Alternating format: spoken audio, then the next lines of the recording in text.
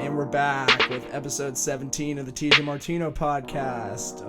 Yep, we're already back with another episode. I said it was going to be a heavy end of the month here, and it's getting heavy. So here we are, back live in beautiful Columbus, Ohio. It's a beautiful day, raining, cold, but we'll get through it. Thanks for listening, as usual. You know the deal. Ratings. We're at 78, I think, rating. Let's get to 100. So if you haven't already, go on there, drop a comment, give the 5-star rating on the Apple Podcasts. Boost my position in the algorithm. Also, thanks to all my international listeners, everybody that I mentioned on the last episode, Canada, Australia, Mexico, UK, Chile, my Chilean people, Germany, Netherlands, Belgium, Bahamas, Israel. All of you listening out there, thanks. And today, we got a really fun episode with another one of my roommates. I'm getting the whole apartment on at some point. I think I just have one more to get on, and that's Joey Vinci. Shout out to you, Joey. But everybody else has been on, and I want to thank my good friend, John French, for being on. John, how are you? Doing well, man. Happy to be here. Awesome.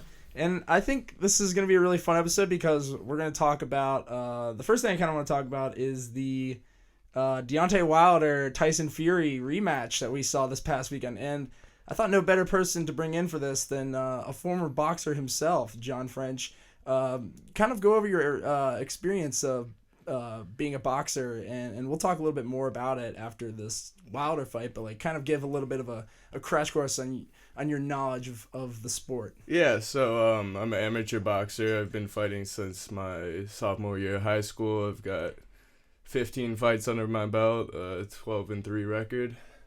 And I don't do it as much anymore, but I'll have a charity fight coming up in a couple months. Oh yeah, that's right. So you'll be stepping back into the square circle. Yes. And how many of those were knockouts? Do you know? Of my fights, 2 were knockouts. Okay. 2 wins were knockouts. Tight. Yeah. So I figured I'd like to get a boxer's perspective on one of the biggest heavyweight fights we've seen in years, probably. Oh yeah, it was a huge fight. It's probably gonna be the biggest fight of the year. Everyone loves to see the heavyweights. You get the biggest, baddest motherfuckers out there. Yeah, exactly. And a good chance someone gets knocked out. It's always fun. Yeah, I think so. I think like heavyweight the heavyweight division, I think, has had a lot of history as well. Yeah, I mean Muhammad Ali, Mike Tyson, Joe Frazier, all the big time, big name boxers of the past. They're all heavyweights because that's what the people want to see. Who cares about these little guys out here? Yeah. You want to see who's the biggest, baddest guy around. Yeah, exactly. And those two, Wilder and Fury, were probably the 2 baddest guys. I mean, both undefeated. The first time they fought, it was a draw. Mm-hmm. And I actually watched their original fight the last night. I watched it before bed. I just had it on and was kind of trying to compare it to the fight we saw on Saturday night. Yeah. I mean, that was a good fight too. Honestly, when I saw that fight, I thought Fury got robbed with that fight. They called it a tie at the end. Yeah, because Fury got knocked down twice in the 12th round. But he was pretty much won every other round. He literally won every round. He was dominating. He was dancing around. I thought he got robbed with that, but he came out the other night and showed what's good. Yeah, because what I noticed kind of from the first fight, just kind of with the groundwork for the fight on Saturday, but what I kind of noticed was how much more agile Fury looks than you would think. He was in the first fight just dancing around. He had his hands behind his back. He was doing a lot of showmanship. A lot of antics. I love it. Yeah, I do too. That's a lot of mind games, and he was just trying to get Wilder to make a mistake. But in the first fight he was playing a lot more defensive. I feel like definitely. He was really trying to box him in the first fight. And Fury, I mean, obviously that's normally Fury's game. He plays a defensive game, but he came out the other night. He was pedal to metal from the get go. He came out. He was on Wilder early and often, and beat the shit out of him. It was really something to see. But and Wilder obviously has been known for the right hand. That's kind of been his bread and butter. That's been most of his knockouts have been with that right hand. He's got a lot of power there. Yeah. And I think in the first fight, Fury was just trying to play defense, but I think in like the later rounds, he kind of learned that maybe if he plays more aggressive and closes in on the space, Wilder couldn't land. No, the because right hook. that's what cost him in the last fight, was he was playing too defensive, and that let Wilder still had all that energy at the end of the rounds. He was able to knock him down at the end. Yeah, exactly. But Fury came out this time. He was on his ass. From the first rounds, I thought he won pretty much every round. You could make a case that Wilder won round 2, but pretty much Fury dominated that fight, and you could tell he looked in control. Yeah, you could tell he was totally in control. Wilder had no energy. He was, and at the end, his own corner threw the towel in. Just because he was getting beat up in the corner, like he's just getting shots and shots, but. I thought they should have let it go longer. You think? I was gonna ask. That's what I was definitely think they would have. His corner should have let him fight, just because like you said, Wilder's got that power in his right hand. He's always got a chance for a knockout. He can come back at any time with just one solid punch, and that fight totally turns around. Yeah, I think it really could have just been one lick that he hit on him, and it's an even match. Cause that's kind of what happened. Obviously the round 3 knockdown that happened with Fury, where he just hit him on the side of the head, and you could argue that there was a couple of shots that Fury took that were on the back of the head, but but nothing egregious. No, nothing that was controversial. I think I just think Wilder came out and just got his ass kicked. I mean, he really did. And I think that Fury, just with his combination of being a great defensive fighter, I think he realized, if I play more aggressive and get up in his face and make him play defense, make Wilder play defense, you got a better chance of knocking him out. That's not something Wilder's used to. No. Wilder's used to people being scared of that right hand, people being scared of his power and trying to lay off him a little. But I loved Fury's going into his strategy, game plan. his game plan going into it. It was great. Yeah, and let's talk about the entrances, because those obviously played a lot in the results of the fight, according to Wilder. But I loved as soon as I saw Fury coming out on the King thing, because my predictions for this fight going in, I didn't really know much about either of these guys, but I knew Fury. I had heard people talking about this fight, and I had heard people saying that Fury was a better boxer. Fury's a better boxer, and even though Wilder hits harder, Fury just is a better technical boxer. So I kind of took those words and said, you know what? I made 2 predictions. I said either it's going to be Fury round 7 knockout. I actually predicted the fight. Nice. There's obviously no proof that I did, but I did. I said it was going to go the distance again, only it was going to be a decision for Wilder. Yeah, no one really thought that Fury was going to be able to knock Wilder out. People thought that Wilder had a chance to knock Fury out just because he's known for that power. Right. But, all the Vegas odds and everything had, if Fury was going to win, it was going to go the distance. Yeah. But Fury showed up and he fucking started rocking him from the beginning, and he's just...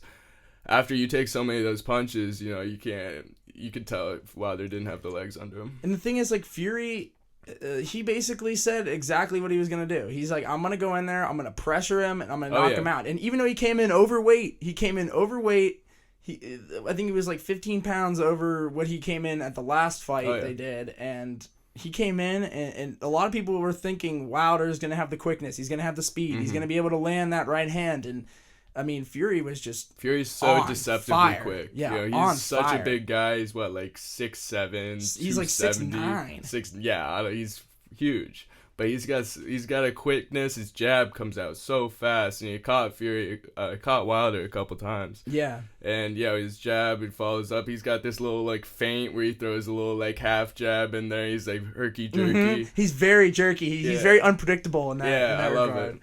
But when I saw him come out in the King outfit on the throne and all that, I'm like, this guy is ridiculous. Winning this fight. It was ridiculous. It was the first walkout I've ever seen from a fighter where he didn't actually walk. He got carried. Yeah, he was carried out. You had these like girls in bikinis like hoisting them up on this chair. It was ridiculous. Yeah, it was so over the top. And then Wilder's entrance with the gear and all of that. And then he goes and blames the outfit for the loss. That's so soft. I'm like, dude, you could have literally said anything. Why didn't you just say he beat my ass and I'm gonna come back and be better? Yeah, he's like, no, my legs were weak. The outfit was too heavy blocking up. Like, didn't you try on the outfit before you went out there? Like, you know, like nah, he was just trying to show out and look like a badass. Yeah, and like that's fine, but like you can't blame that on. I mean, I don't know. Would something like that throw off your game? Like if you put that kind of strain on your legs, like let's just say you put 60 pounds of strain on your legs, could that affect you in a fight? I guess so. I mean, it's not a short walk they make for the MGM Grand. They're walking for a bit, but like at the same time, like it's not the first time he's had it on. He obviously chose to wear it. Oh yeah. It's like it's just stupid to like blame it on that. Yeah, and I mean, I don't, because like, would that like kind of weaken your legs going in? I mean, I don't know. Yeah, I'm trying to see. It could, but at the same time, like to blame it on that is soft as fuck. It's very soft. Like, it's kind of inexcusable. It's And the funniest part is he said the 40 pounds of armor and the batteries. I'm like, dude, you're blaming the fucking batteries, dude. It started lighting up and everything. It's like, it was so silly. Yeah, but that was really something. But it was a cool fight though, and I think maybe what do you think this says for boxing moving forward as far as like a sport? Because I know a lot of people, I guess, have not been on boxing as much as maybe in the past, and could we see like a resurgence maybe because of like the ESPN Plus promotion and I mean whatnot? I could see it. I don't think it will ever get to the extent that it was in the past, just because UFC and all that. Yeah, it has competition now. Yeah, it's got a competition, but I mean, it was one of the biggest fights in a long time for boxing, and it was especially in the heavyweight division. Yeah. You love to see good heavyweight competition, and that was definitely what we saw. And it was great. It builds a lot of hype. Just about everyone was watching it. So. Mm-hmm. And I think it's just because like of the accessibility of it. Like people would be more inclined to watch it on ESPN Plus or like HBO or whatever, like any of those streaming services, as opposed to paying $60 or $80 or whatever it is for the pay-per-view. Like a lot of people these days are just illegally streaming and also. Right. Yeah, that also is a thing. But I definitely think that this is big for boxing, especially heavyweight boxing, which is one of the most beloved divisions in the sport. And I love the sport. I think it's fascinating because it is a chess match. It's like definitely it's very a lot more strategy than people think. Oh, totally. Like it's knowing your opponent's tendencies, knowing what they like to do, how they play defense. Like it all kind of comes into play. But like, what is it like walking out to the ring? Like, what's that feeling like? Oh, I mean, it's nerve-wracking, dude. Honestly, I mean, shit. I'm nervous until. I start as soon as I'm fine coming in the morning of the fight. Yeah. As soon as you get where you're 3 fights ahead of you, you're getting ready. Like you gotta start warming up. The butterflies start coming. Yeah. And I'm nervous. I walking up. I get in the ring. I stare down my opponent. Make sure he knows that I'm not nervous, but of course I am. Yeah. I'm scared as shit, but. And that all leaves after I get hit by the first punch. And I feel like you kind of have to be. You have to be like that because it makes you more prepared. Because you if you go in there just blind, not scared, not nervous, then you're gonna get your ass kicked. Yeah. But if you kind of have a little bit of fear in there mixed in with your confidence, it can settle you down kind of and balance out in a way that you still are on edge while also being in control. But you said as soon as the first punch... As soon as I get hit by the first punch, I'm locked in. Yeah, you're in. I am locked in. I am focused. There's nothing else on my mind but the guy in front of me. And what kind of preparation do you usually go into when it comes to a fight? Do you watch film of the other person or is it just I mean, most times in amateur boxing, you don't have film. Right. You can't. You don't really know the guy you're going up against. But just for preparation, I mean, it's months and months of preparation. Oh, yeah, obviously. Getting in shape. There's such a hard sport to stay conditioned for. Oh man. Because it's tiring as hell, and you may be only going like 2-3 minute rounds, but it feels like an eternity. Oh yeah, I can imagine.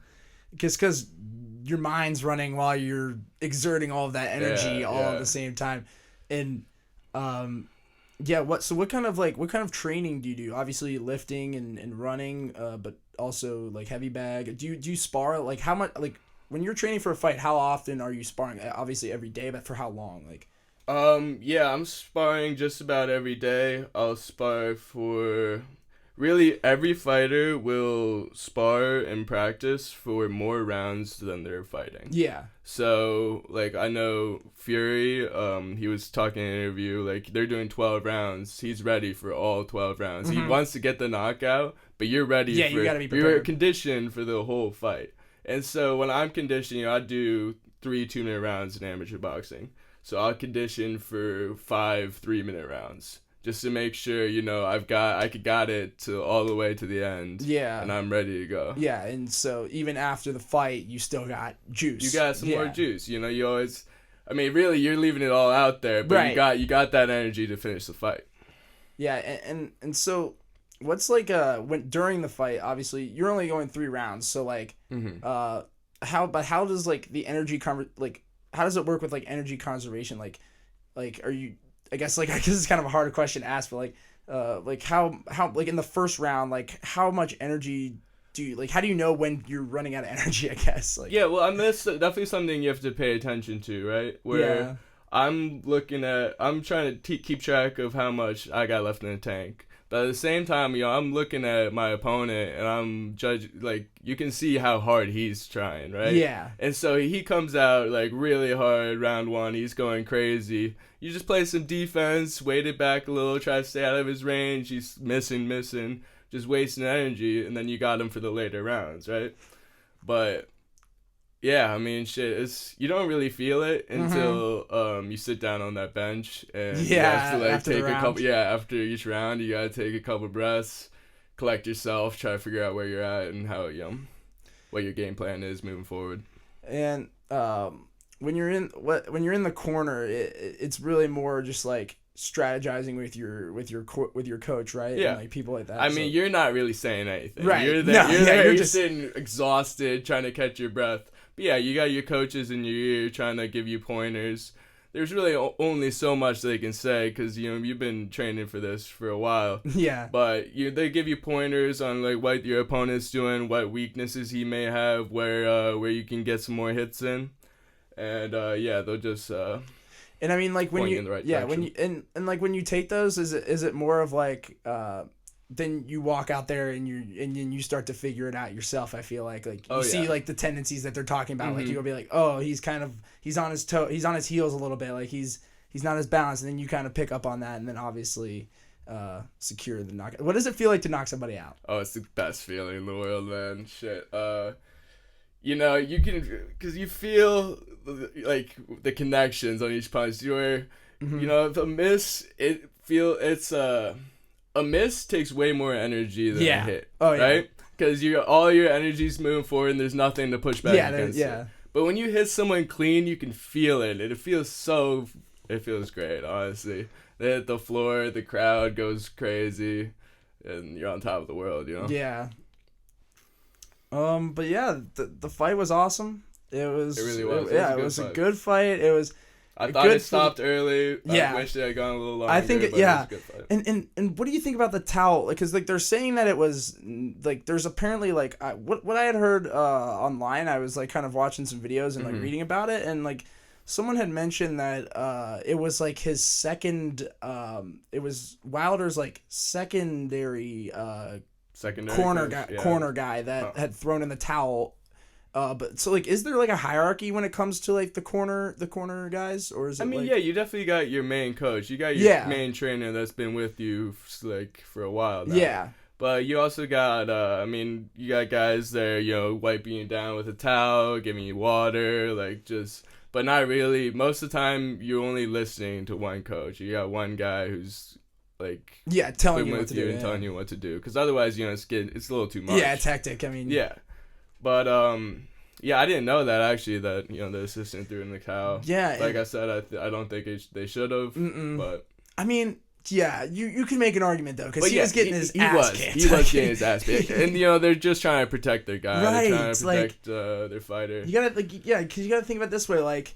He was taking a lot of shots. Yeah, if he takes a bad shot, like that could be a significant injury. Like, so I think the logic was like maybe there was some sort of conflict between like the corner coaches and like the main guy was like, no, let's keep him fighting, and then maybe the other guy was like, we want him out, like he's struggling. And I mean, if it wasn't such a big fight, I'd understand that more. But that's his. It's his first ever loss, and it's for a title fight. I don't see, Wilder wanted to stay in there. Oh yeah, there's no doubt that he wanted to stay in and keep fighting. Because it was weird. Because like when it happened in real time, I was like, they're calling that a knockout. Because you originally thought like the ref had called. Yeah, that's what I originally thought. No one saw thought. the towel coming in. No, I was like, what the hell is this ref doing? That was not a good stoppage.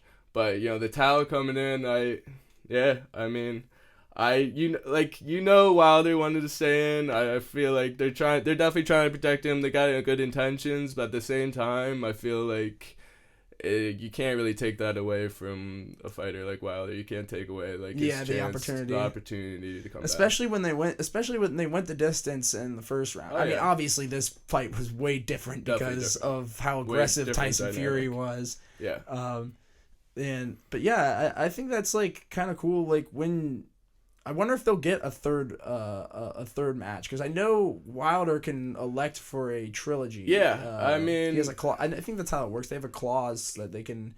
I don't see why Wilder wouldn't go for it. He definitely wants that belt back, but man, Fury dominated him. Yeah, I think he should maybe try and fight somebody else. Maybe an interim fight between it, but he'll definitely come back trying to get that belt back. Oh yeah, totally.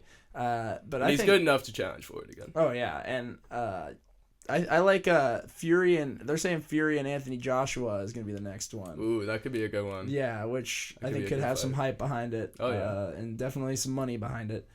But yeah, that's enough on boxing talk. We're gonna go to a quick commercial break here, and then we'll come back and just talk.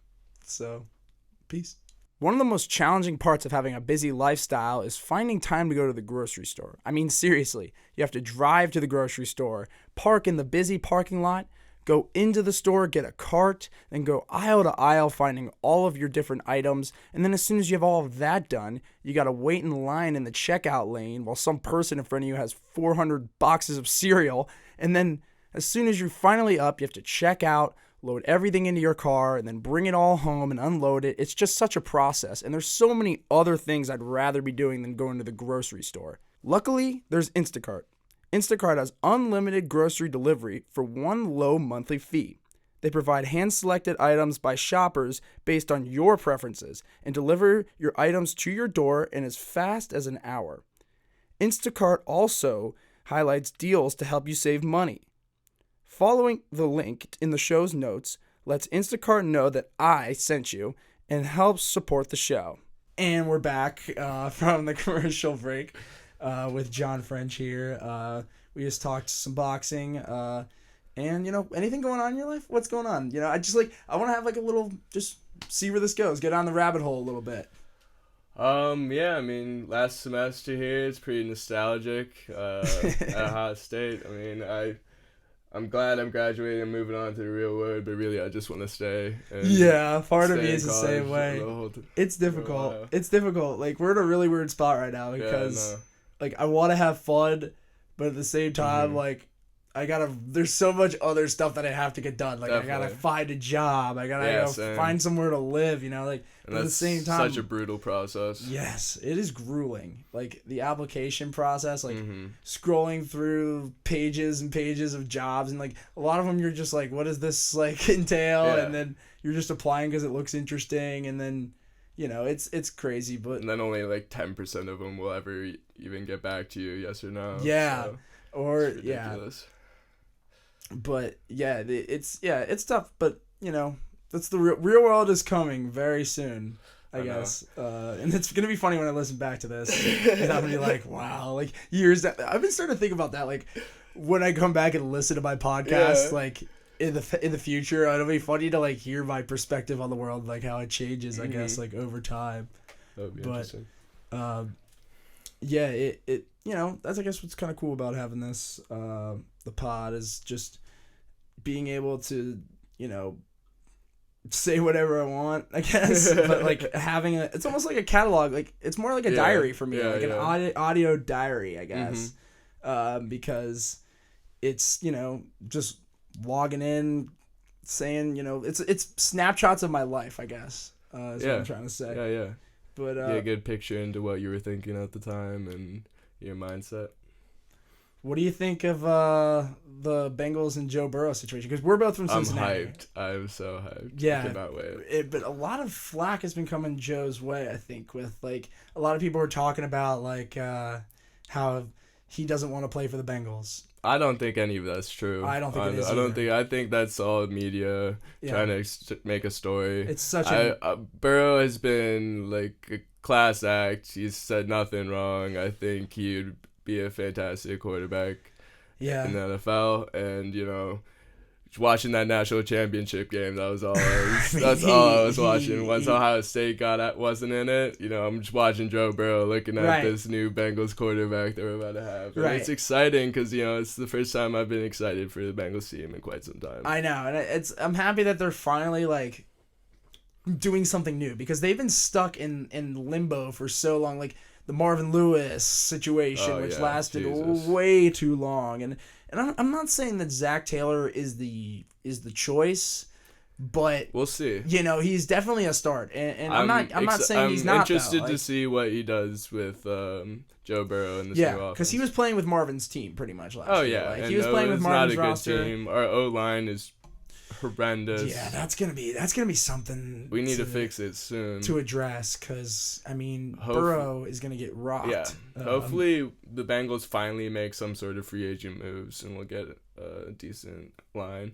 We're getting our first round left tackle back. Yeah, he was injured all last year, so he got hurt before the year even started. Should be able to see some improvements. Hopefully we re-sign AJ Green. We need to re-sign AJ Green. Yeah, we need AJ. Our wide receiving core would be so nasty if he came back.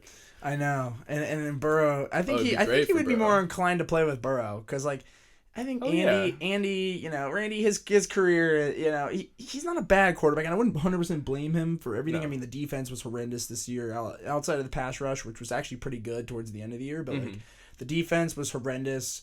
The offensive line was terrible.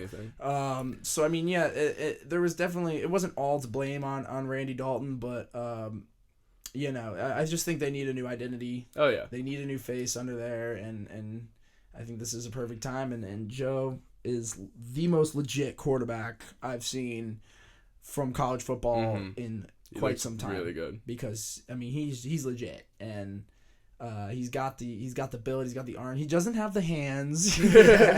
You saw that narrative going around. Like, who cares about the hands? Like, you see his tweet? He was like, "Oh, I guess I have to retire now because that ball is just gonna slip out of my tiny hands." Right. It's so ridiculous. Yeah, no, whatever, man. I mean, he's the consensus number one pick. And Cincinnati needs like. They need a good sports team again. Like the Reds, they're on the right track. Hopefully, the Reds are on the right track. Bengals, they couldn't be worse, but they couldn't get worse than this. Like, it can't get worse than 2-14 for the Bengals. Hey, but then you get the number one pick, and hopefully exactly, and you know what, like, and I think I said this last year. I think the Bengals are in a better position than the Browns are. Cleveland fans. And I'll tell you why. Like, first of all, Joe Burrow, and second of all, just like, you know, the Browns, they've spent all this money on these weapons and this talent, and who knows what's gonna come of it, you know? Like, you got Odell Beckham, who is an amazing talent, but you know, his personality gets in the way of everything, and, I feel like Landry is very much like that. Their players, just I don't know if they're gonna be able to get a good team chemistry going. To be able to be an actual successful football team. And I've never been sold on Baker Mayfield either. I've never been sold. I thought it was a bad pick, but I mean it wasn't though, because that draft was just a bad draft in general. Like I wasn't very high on Darnold either. Like I thought he was fine, but I kind of liked him better than Baker. He's looked better than Baker. He has. Yeah. So Browns fans, get at me with that. But yeah, the Bengals. Interesting. You know, the sky's the limit, I guess, and who knows? Maybe they'll go 3-13 next year. You know, I don't know, man. I think we could have a winning season. Honestly. You think? Yeah. I mean, I'm not trying to get too overhyped, but I mean, yeah, the Ravens. I mean, they're gonna be trouble. They're definitely gonna be trouble. Pittsburgh always gives them fits, but you never know. You know. Crazier things have happened, I guess. But yeah, let's see what's going on in the news. I've never done this before, but let's just I'm gonna I'm trying to like find some fun things. Coronavirus. Yeah, man. What do you think of coronavirus? Dude, it's crazy. It's crazy, dude, honestly. You know, my family for spring break, we were actually planning a quick trip out to Hong Kong, but, you know, get back, see some of my family, but, you know, I had to cancel it because I'm not going to go out because there. Because your mom is... my mom's from Hong Kong. From Hong Kong, right? Mm-hmm. Interesting. And when did she move to the United States?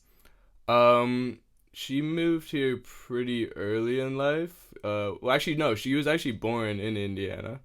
Oh. Because my grandfather was a professor at Notre Dame, but then they moved back to Hong Kong. She spent like grade school, elementary school in Hong Kong, and then came back to the United States to go to college at Michigan State. Oh, that's tight. So do you know Chinese? I do not. Oh. No. And honestly, she doesn't really. She's not like great with it either. It's difficult. It's Cantonese in the southern part of China, so different dialect. Yeah. But really in Hong Kong, just about everyone speaks English because it used to be ruled by England. And yeah, that's right. Yeah. That's right. Yeah, so it's scary though. Like no, definitely scary. It is like it's almost becoming more and more concerning. Like if you look at some of the data where like you see the like trajectory it's going in. It's kind of crazy, and you know that China's definitely trying to deflate those numbers in any way they can. Yes, they are. You know? They are, and it's the CDC. So basically, the CDC is warning Americans to begin preparing for the possibility of a coronavirus outbreak. They're saying this might be bad. Yeah, I mean it's not good. Because all it takes is one person flying over from Wuhan or wherever, and next thing you know, it's in Ohio, like you know, and it becomes our problem. Like, and it's not even like any. It's just it's a virus. Like it's created to spread. Like that's its only existence. Like that's the only thing it does is spread and consume, and that's terrifying. Like if you really think about like what a virus is, like it's kind of terrifying. Like. And it's not I don't think it's considered alive, which is another thing that's strange. Viruses are not considered alive. Really? Yeah. Huh. They're just like existing, you know. Like, they're not alive because like I think you have to have like a heartbeat or something. What like I guess what I'm gonna look up what constitutes being alive because I don't. I thought viruses were living things. Yeah. Let's see. Are viruses alive? Let's see what. Oh, they are alive. Yeah, I thought they were living. Yeah, okay. Yeah, viruses, not everyone agrees with this extinction based on the facts. Like rocks, viruses do not have self-generated or self-sustaining actions. But yeah, I mean, this though, like, it could be a serious, like, and do you think it was man-made? I think there's been a big theory going around. Because Wuhan is home to, a chemical testing plant.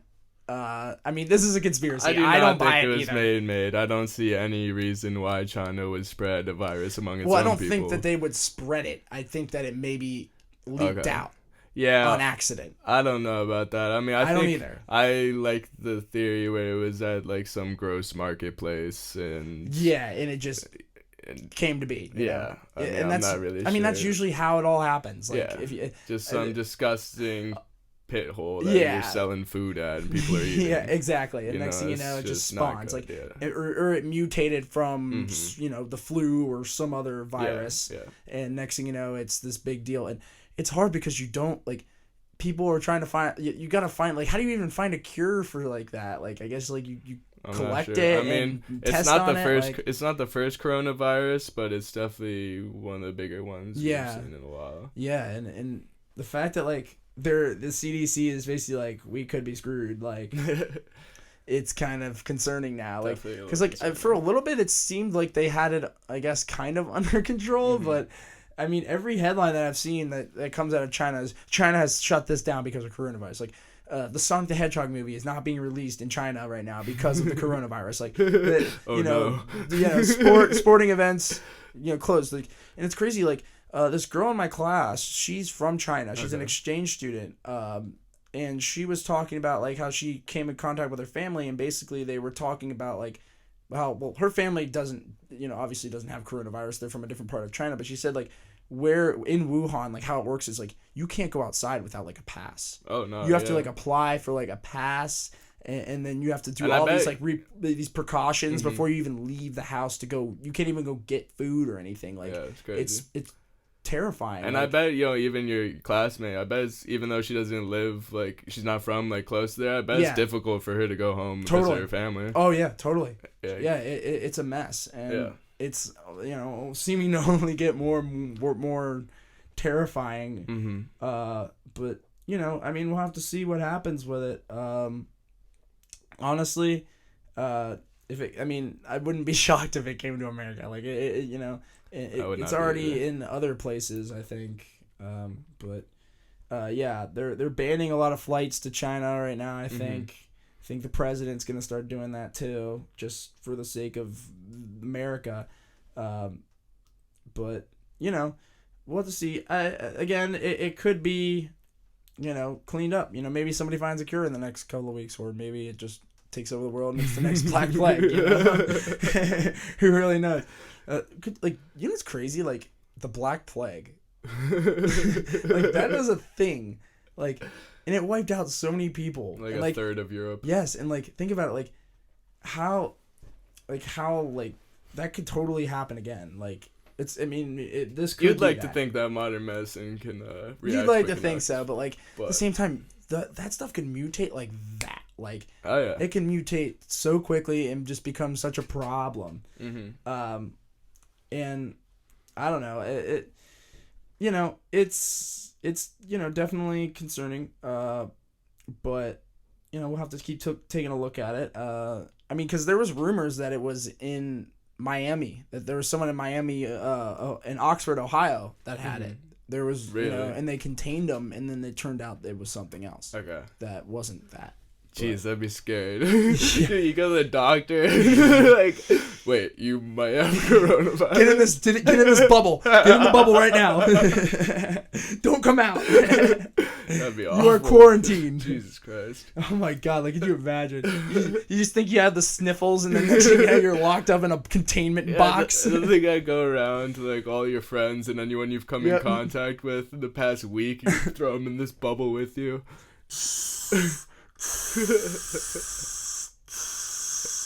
Stay still. Yeah, I'm laughing, but that'll be me. Hopefully, middle of Ohio where we're at. Yeah, I think we're we're in we're probably in in the safer area. Yeah, we're probably in the safest spot. Honestly. Like, if you really think about it, like, we couldn't be further away from China. I don't think. Like, so maybe that's a good thing. But who knows? Like, all it takes is one little plane ride over here, someone carrying corona, and the thing is, it travels through the air. That's another thing that's really scary. Like, you can literally catch it just by breathing it in. Like, it doesn't even have to be like, through touch or through saliva. I mean, that obviously is probably a way it can be transferred, but, like, just by breath, like, that's crazy. Like, how much stuff do you think we breathe in, like, every day that, like, you don't even notice? And it could be, like, I mean, billions and billions of microorganisms. Yeah, like, that's kind of crazy to think about. I don't know. We're going deep down the rabbit hole right now. I love it. Yeah, let's talk about something else. Nothing really going on in the world right now. I'm trying to like find some. I feel like I should have some like really interesting. 'Cause, like sometimes I just like coming in and just talking. Yeah. You know, like those are some of the best like episodes that I think I've done, or just like the ones where you just talk and there's nothing. You know, because I like the ones obviously where I have like a plan going in, but like then it kind of locks me in. You know, and I have to talk about something. You know, in particular instead of just like whatever the hell I want to talk about. Oh, yeah, I got something I want to talk about. Cooking. Okay. I've been struggling. I've been trying to teach myself how to cook. Yeah. I've been watching a lot of YouTube videos. I'm going to try and make chicken breasts tonight. Okay. Before we're going... Well, you better go to Chow Mein. Are you going to go? I might have to. You gotta go. I'm starting to feel a little better. I was a little sick this morning. Yeah. That happens. You wake up and feel like shit, dehydrated or whatever. No, I'm feeling better now. No, I think we might have to send it. Yeah, I think we're gonna go to Chow Mein tonight. Well, I am. And I think he's gonna go too. If you don't know, Chow Mein is awesome DJ. He's in Columbus tonight. Should be a good time. But yeah, I'm gonna try and teach myself how to make chicken breast.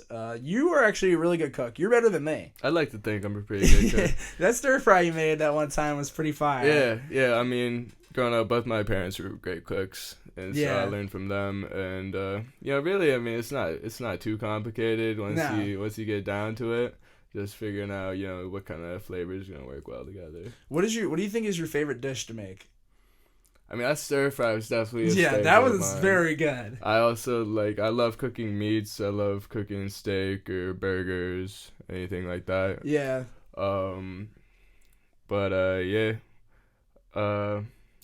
Obviously spaghetti all the time. We're a big spaghetti household. Pasta Padre coming in hot. I think I've been making spaghetti only not like I used to make it. I used to make 40 pounds of spaghetti and 40 pounds of meatballs. Now I'm making because I weigh it out now. I use a little scale and I weigh out the spaghetti so I know how much I'm eating going in.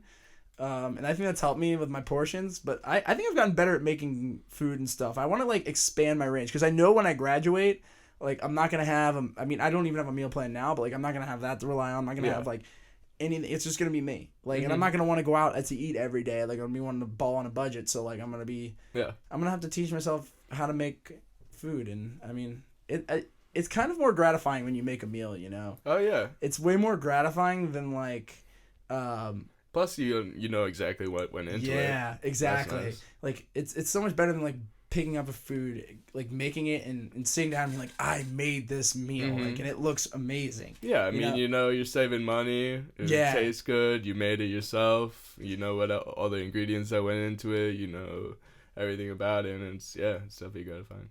But yeah, I mean, it definitely, it is, like I said, more gratifying, more tastes better. It tastes better too. Sometimes. I gotta tell this story.